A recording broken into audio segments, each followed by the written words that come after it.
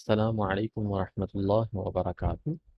آج ہم اس سبق میں آیت نمبر 40 سے لے کر آیت نمبر 46 تک کے مختصر تفسیر اور ترجمہ پڑھیں گے۔ اعوذ باللہ من الشیطان الرجیم، بسم اللہ الرحمن الرحیم۔ یا بنی اسرائیل اذکروا نعمتی التی انعمت علیکم واوفوا بعہدی اوف بعہدکم وایای فارہبون۔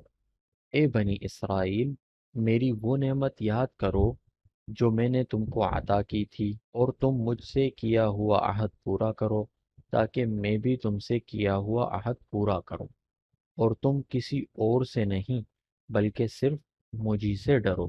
وآمنوا بما انزلت مصدقا لما معکم ولا تکونوا اول کافر به ولا تشتروا بآیاتی ثمنا قلیلا وإیای فاتقون۔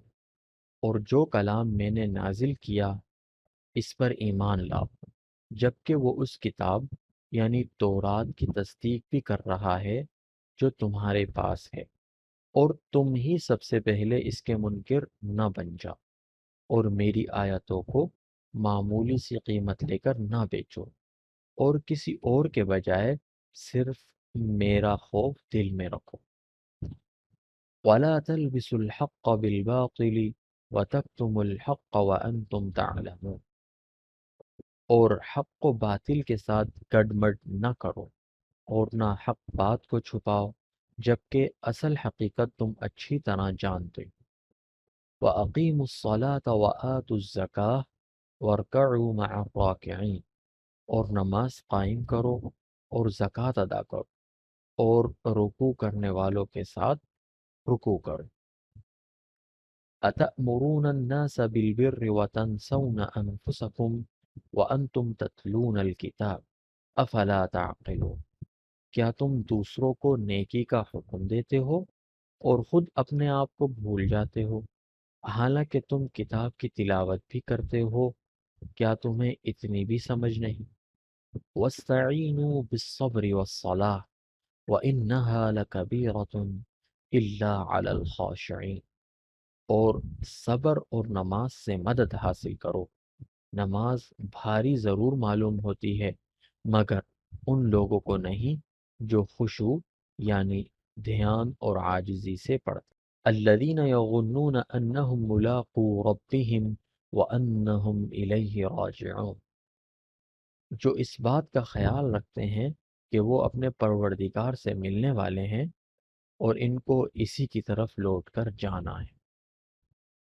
اب ترجمے کے بعد ان آیات کریمہ کی ہم مختصر تفسیر پڑھیں گے۔ آیت نمبر 40 میں اللہ رب العزت فرما رہے ہیں، یا بنی اسرائیل، اے بنی اسرائیل۔ اسرائیل حضرت یعقوب علیہ السلام کا دوسرا نام ہے۔ ان کی اولاد کو بنی اسرائیل کہا جاتا ہے۔ تمام تر یہودی اور اکثر عیسائی اسی نسل سے تعلق رکھتے ہیں۔ مدینہ منورہ میں یہودیوں کی اچھی خاصی تعداد آباد تھی، اور رسول اکرم صلی اللہ علیہ وسلم نے مدینہ منورہ پہنچنے کے بعد نہ صرف ان کو اسلام کی دعوت دی تھی بلکہ ان سے امن کا معاہدہ بھی فرمایا تھا۔ لہٰذا اس مدنی صورت میں زیر نظر آیت سے آیت نمبر 143 تک مسلسل بنی اسرائیل کا تذکرہ ہے، جس میں انہیں اسلام کی دعوت بھی دی گئی ہے اور ان کو نصیحت کرنے کے ساتھ ان کی بدعنوانیوں پر متنبہ بھی کیا گیا ہے۔ شروع میں ان کو یاد دلایا گیا ہے کہ اللہ تعالیٰ نے ان پر کیسے کیسے انعامات فرمائے تھے۔ اس کا تقاضا یہ تھا کہ وہ اللہ تعالیٰ کی شکر گزار ہو کر اس عہد کو پورا کر دے جو اللہ تعالیٰ نے ان سے لیا تھا کہ وہ تورات پر ٹھیک ٹھیک عمل کریں گے اور اللہ کے بھیجے ہوئے ہر نبی پر ایمان لائیں۔ لیکن انہوں نے تورات پر عمل کرنے کے بجائے اس کی منمانی تعویلیں شروع کر دی اور اس کے احکام کو بدل ڈالا۔ چونکہ اس طرز عمل کی ایک وجہ یہ بھی تھی کہ حق قبول کرنے کی صورت میں انہیں اپنے ہم مذہب لوگوں کا ڈر تھا کہ وہ کہیں ان سے بدظن نہ ہو جائیں۔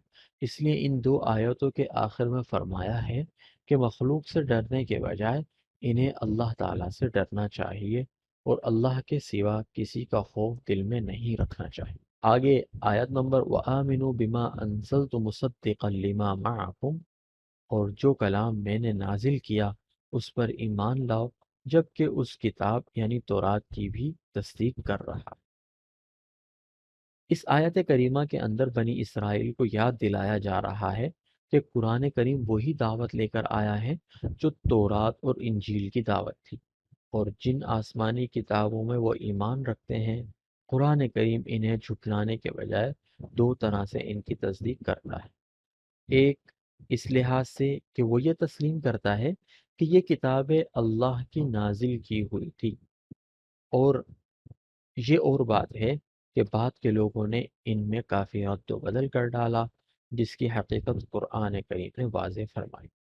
اور دوسرے، قرآن اس حیثیت سے کتابوں کی تصدیق کرتا ہے کہ ان کتابوں میں آخری نبی کی تشریح آوری کی جو پیشن گوئیاں کی گئی تھی قرآن کریم نے انہیں سچا کر دکھایا۔ اس کا تقاضا یہ تھا کہ بنی اسرائیل عرب کے بت پرستوں سے پہلے اس پر ایمان لاتے، لیکن ہو یہ رہا ہے کہ جس تیز رفتاری سے بت پرست اسلام لا رہے ہیں، اس رفتار سے یہودی ایمان نہیں لا رہے، اور اس طرح گویا بنی اسرائیل قرآن کی تکذیب کرنے میں پیش پیش ہیں۔ اسی لیے کہا گیا کہ تم ہی سب سے پہلے اس کے منکر نہ بن جاؤ۔ بعض یہودیوں کا طریقہ یہ بھی تھا کہ وہ رشوت لے کر تورات کی تشریح عام لوگوں کی خواہشات کے مطابق کر دیا کرتے تھے، اور بعض اوقات اس کے احکام کو چھپا لیتے تھے۔ ان کے اس طرز عمل کی طرف اشارہ کرتے ہوئے فرمایا گیا، میری آیتوں کو معمولی سی قیمت لے کر نہ بیچو، اور حق کو باطل کے ساتھ گڈمٹ نہ کرو، اور نہ حق بات کو چھپاؤ۔ آیت نمبر 43، وَأَقِيمُوا الصَّلَاةَ وَآتُوا الزَّكَاةَ وَارْكَعُوا مَعَ الرَّاكِعِينَ، اور نماز قائم کرو اور زکوٰۃ ادا کرو اور رکوع کرنے والوں کے ساتھ رکوع کرو۔ رکوع کا ذکر خاص طور پر اس لیے کیا گیا کہ یہودیوں کی نماز میں رکوع نہیں ہوتا تھا۔ آگے دو آیات کریمہ میں أَتَأْمُرُونَ النَّاسَ بِالْبِرِّ وَتَنْسَوْنَ أَنفُسَكُمْ وَأَنْتُمْ تَتْلُونَ الْكِتَابَ أَفَلَا تَعْقِلُونَ، کیا تم لوگوں کو نیکیوں کا حکم کرتے ہو اور اپنے آپ کو بھول جاتے ہو، اور کہ دوسروں کو نیکی کی طرف بلایا جا رہا ہے اور خود نیکی پر عمل نہیں کر رہے۔ اسی طرح فرمایا اگلی آیت کریمہ میں وَاسْتَعِینُوا بِالصَّبْرِ وَالصَّلَاةِ وَإِنَّهَا لَكَبِیرَةٌ إِلَّا عَلَى الْخَاشِعِینَ، کہ مدد حاصل کرو صبر کے ذریعے اور نماز کے ذریعے۔ کہ نبی کریم صلی اللہ علیہ وسلم نے فرمایا کہ کوئی شخص اس دنیا کے اندر صبر سے بڑی نعمت نہیں دیا گیا، اور نماز تو وہ آنکھوں کی ٹھنڈک ہے اور اللہ رب العزت سے تعلق قائم کرنے کا سب سے بہترین ذریعہ ہے۔ لیکن یہ بڑی بھاری پڑتی ہے سوائے ان لوگوں کے اوپر جو لوگ خشوع اور خضوع اور جن کے دلوں کے اندر نرمی ہے، ان کے لیے نہیں، جن کا دل نماز میں لگتا ہے۔ الذین یظنون انہم ملاقو ربہم وانہم الیہ راجعون، یہ اگلی آیت نمبر 46 میں خاشعین کا بیان فرما دیا اللہ رب العزت نے کہ خاشعین کون ہیں، کہ ایک تو ان کے اوپر نماز بھاری نہیں ہوتی، لیکن وہ خاشعین بنتے کس طرح ہیں کہ وہ ہر وقت یہ گمان رکھتے ہیں، یہ خیال ان کے ذہن میں بسا رہتا ہے کہ انہیں اللہ رب العزت سے ملنا ہے۔ تو ظاہر ہے ایسا شخص پھر اس ملاقات کی تیاریوں میں لگا رہے گا، اور کسی بھی قسم کی صورت میں اور کبھی بھی اللہ رب العزت کی نافرمانی کرنے سے بچے گا۔ آج کا سبق یہیں تک۔ السلام علیکم ورحمۃ اللہ وبرکاتہ۔